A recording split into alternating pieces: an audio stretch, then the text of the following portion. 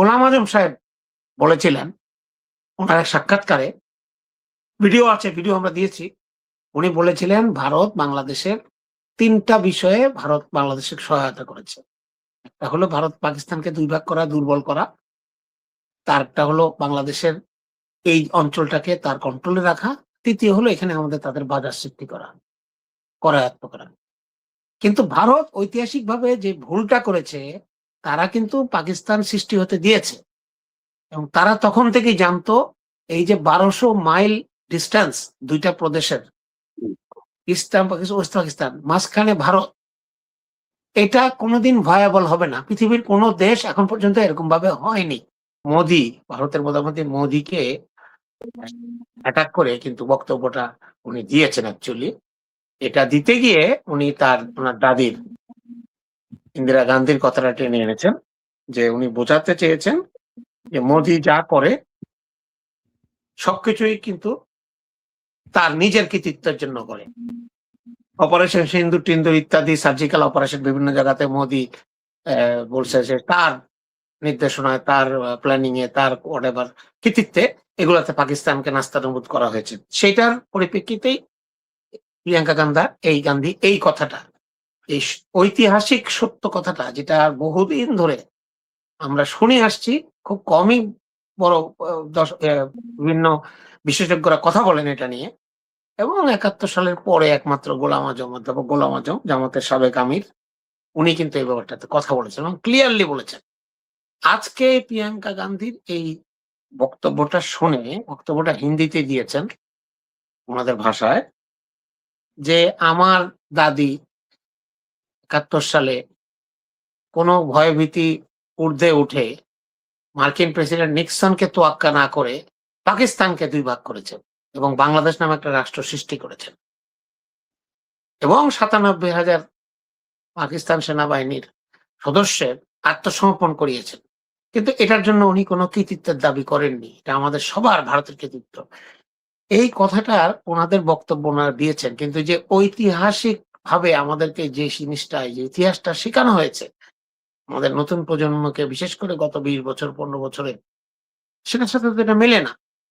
আমরা কিন্তু এর আগেও এক্সাক্টলি এই কথা না, বাট বাংলাদেশের স্বাধীনতা যুদ্ধ, মহান স্বাধীনতা যুদ্ধ, আমাদের রক্তক্ষয়ী যুদ্ধ, আমাদের ৩০ লক্ষ শহীদ, আমাদের এত লক্ষ মা বোনের ইজ্জতের বিনিময়ে, এটা কিন্তু আমরা কিন্তু তখন থেকে কিন্তু আমরা কিন্তু এটার ডিফার করেছি। অ্যাটলিস্ট মুক্তিযুদ্ধের নিহতের সংখ্যা, শহীদের সংখ্যা নিয়ে। কারণ এখন পর্যন্ত ৩-৪ হাজারের বেশি বা তার কিছু বেশি নাম ঠিকানা কিন্তু এক্সাক্টলি দিতে পারিনি। এবং এতগুলো সরকার ক্ষমতায় ছিল ৫৪ বছরে, কেউই কিন্তু এই ৩০ লক্ষকে ৩ লক্ষ নাকি ৩০ লক্ষ নাকি ২০ লক্ষ নাকি ১ লক্ষ, এটার ব্যাপারে কিন্তু কেউ কিন্তু কোন রকমের কোন যাচাই বাছাই, কোন রিসার্চ কিছুই কিন্তু করেনি। সেটাকেও যদি আমি অপ্রাসঙ্গিক ধরি, ঠিক আছে, ওটা আমি মেনে নিলাম, না আমাদের ব্যাপার। কিন্তু আমাদেরকে যে এই যে মুক্তিযুদ্ধের একটা যে গল্প আমাদেরকে শোনানো হলো, তাহলে বাংলাদেশের মুক্তিযুদ্ধ কি সেই ভারতের আর পাকিস্তানের ১৩ দিনের যুদ্ধ? এটা আমি বিনয়ের সাথে জানতে চাই, যারা বাংলাদেশের মুক্তিযুদ্ধের চেতনা নিয়ে অনেক কথা বলেন। আগে বেশি বলতেন, এখন কিছু, কিছু ফজা পাগলা টাগলা রয়ে গেছে। তারা আওয়ামী লীগের কঙ্কাল হিসেবে বিএনপিতে তাদেরকে নেওয়া হয়েছে এবং ভারতের এজেন্ট।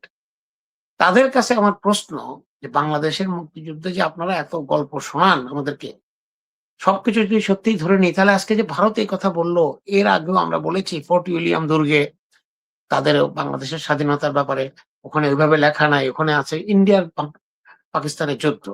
১৬ই ডিসেম্বরে ইস্টার্ন কমান্ড, যেটা কলকাতার হেড অফিস ইন্ডিয়ান সেনাবাহিনীর, তারা ১৬ই ডিসেম্বরে ইন্ডিয়ার বিজয় দিবস পালন করে। তারা বাংলাদেশের বিজয় দিবস টিবস এগুলো তারা মানে না। এবং বাংলাদেশে মুক্তিযুদ্ধের কোনো ঘটনাই নাই। মানে আমরা যে যুদ্ধ করে স্বাধীন হয়েছি এটা আমরা বলি, আমরাই খালি বলি।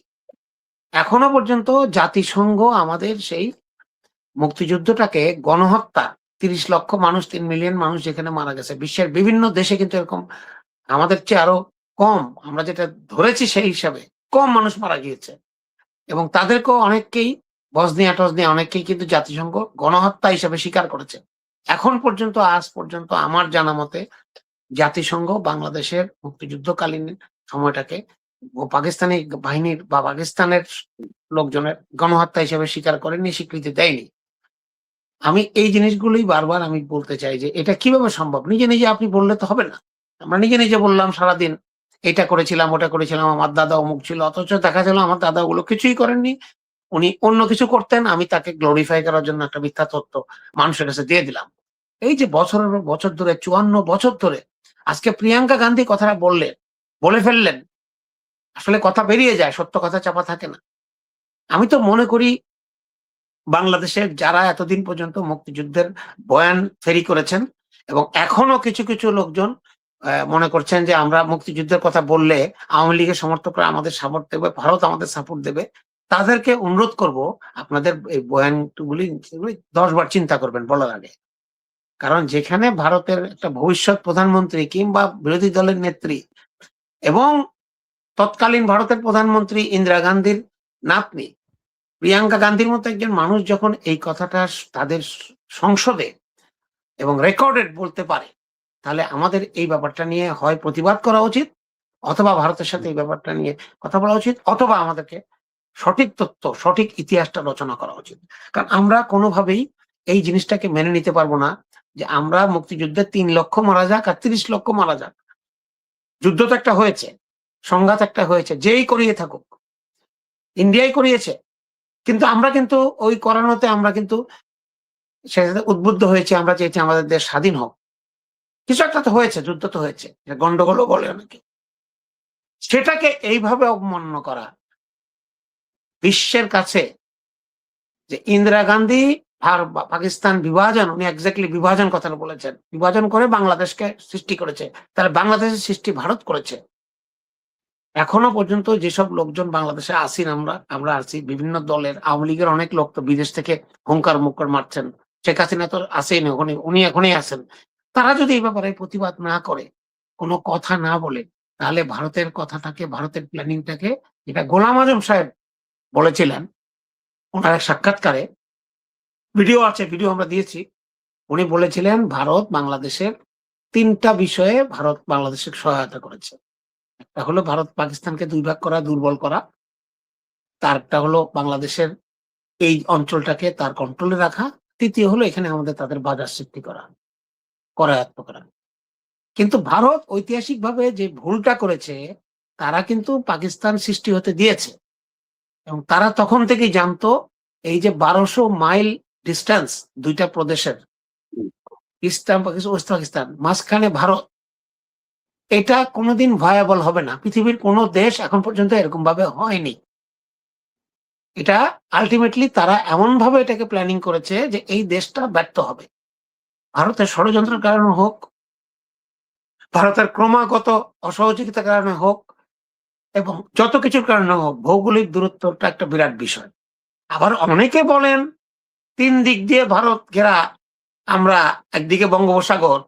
তো আমরা ভারতের সাথে বিরোধিতা করে টিকে থাকতে পারবো না। তাই ভারতের সাথে আমাদের গায়ে পড়ে হলেও, ছোট হয়ে হলেও তাদের সাথে আমাদের ভালো সম্পর্ক রাখতে হবে।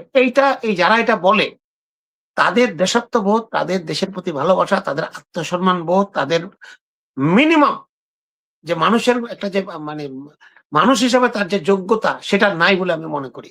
কারণ পৃথিবীর অনেক দেশ আছে, কিউবা সহ, যারা একেবারে ৩ দিক দিয়ে ৪ দিক দিয়ে বেষ্টিত এবং তাদের কোন জায়গায় যাওয়ার আর নাই সমুদ্র ছাড়া।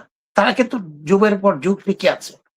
তারা হয়তো কম খেয়েছে, কম পড়েছে, তাদের উন্নতি হয়নি, তাদের রোড, কালভার্ট, ব্রিজ হয়নি, পদ্মা ব্রিজ হয়নি, তাদের এখানে বড়, বড় ব্যাংক হয়নি, তাদের এখানে টাকা পাচার হয়নি। কিন্তু তারা টিকে আছে স্বাধীনভাবে। এই উদাহরণ দেওয়ার পরেও যারা এখনো মনে করেন, তাদেরকে অনুরোধ করব আপনাদের মাথার চিকিৎসা করেন এবং আপনাদের মধ্যে দেশাত্মবোধ জাগান। আর যদি আপনারা মনে করেন আপনার ভারতের প্রতি এতটুকু আপনাদের আনুগত্য বোধ এবং আপনার কৃতজ্ঞতা বোধ আছে, আপনারা ভালো চলে যেতে পারেন। আপনারা চলে যেতে পারেন, আপনাদেরকে রাখবে। শেখ হাসিনাকে যেভাবে রেখেছে।